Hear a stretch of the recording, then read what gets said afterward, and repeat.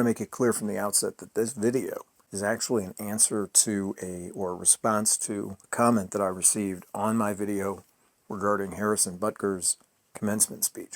Just so we're clear, that was the catalyst for this video. Thank you to the commenter who says the Latin Mass is a recent innovation or a recent invention and recommends that the vernacular be used. Now, what I want to say to this is just very brief. This is not going to be an attempt at rehearsing the entire history of the Mass. That has been done on both sides of this question, I think. I can't hope to add anything to it, but what I'd like to point out is that a person's opinion about the antiquity of the Mass is crucial. I thought I said this in the video. I'm looking at my handwritten notes for the video. I'm too lazy actually to listen to the video and search for it because I'm pressed for time here, but I think what I said at some point in the video was that, look, just as background information, you've got two forms of the Mass that are most relevant to the discussion. And on the one hand, you've got the traditional Latin Mass that was codified at the Council of Trent in reaction to the Protestant Reformation. Then secondly, you have the Novus-Ordo, which was created by the Concilium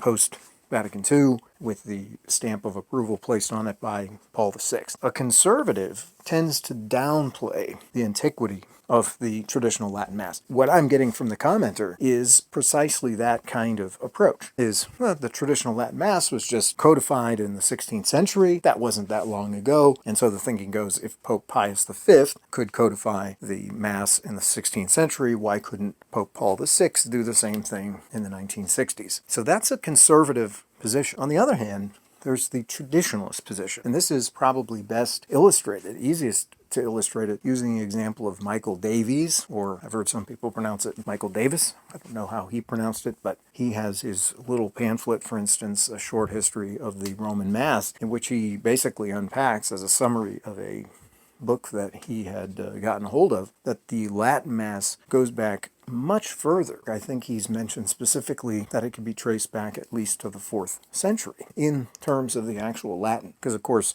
the apostles would have spoken in Greek, and yet he makes the point that the essential elements of the Eucharist, the words of institution, of course, go all the way back to biblical times, to Jesus himself. So the Mass, to someone like Michael Davies, even in its Latin form, goes back to the 4th century, 5th century, or 6th century at least. That's quite striking. And I thought I said this in the video, but that's quite a different perspective, because even if you allow the 6th century, you should at least pause, I think, and think to yourself, well, wait, if the traditional Latin Mass, in its essence, can be traced back to the 6th century, that's quite a long time ago. And if even there are hints that it goes back beyond that, we should be very hesitant to mess with it. That's the perspective that many traditionalists take. So it's by no means obvious, to me anyway. And again, I said this in one video. I probably didn't say it in the Harrison Butker one. I am trying to puzzle through these issues. I'm trying to think through them myself. And I'm just not satisfied with the state of the discussion on either side. And part of it is because of comments like this. I appreciate the comment because it gives me a chance to kind of register some of these points. But at the same time, it's just like, oh yeah, the solution's easy.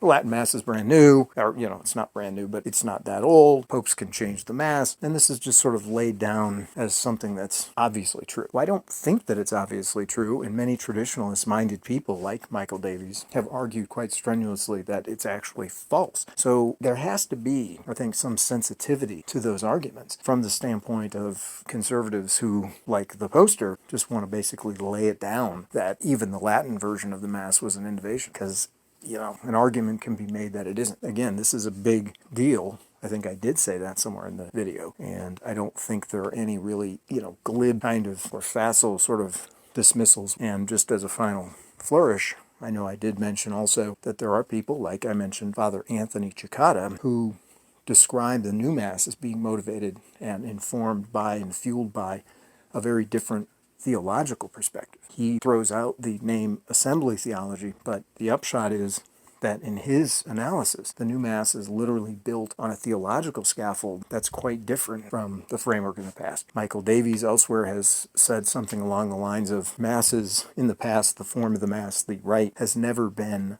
until the 1960s, created by a committee and then, so to speak, foisted on the people. Rather, the Mass grew organically over the course of centuries, and it was an outgrowth of the Church's belief and the Church's practice it was not codified until the Council of Trent, because the reformers were the first people on a large basis to attack it. A Catholic has to be very careful, because this is the style of argument that many Protestants take. For instance, they'll say, well, look, even the real presence, the Eucharist, Catholics didn't believe that until 1215. Their saying that is certainly a reference to the Fourth Lateran Council in 1215, which did codify the doctrine of transubstantiation. But the error in reasoning is to think that there was no belief in the real presence or in transubstantiation prior to 1215. That's just not the case. Rather, the council codified it in 1215 because, if you like, that was the very first time that there was a widespread attack on it that got to a level where the church had to reply. The church, by and large, in its ecumenical councils through the years, there were 20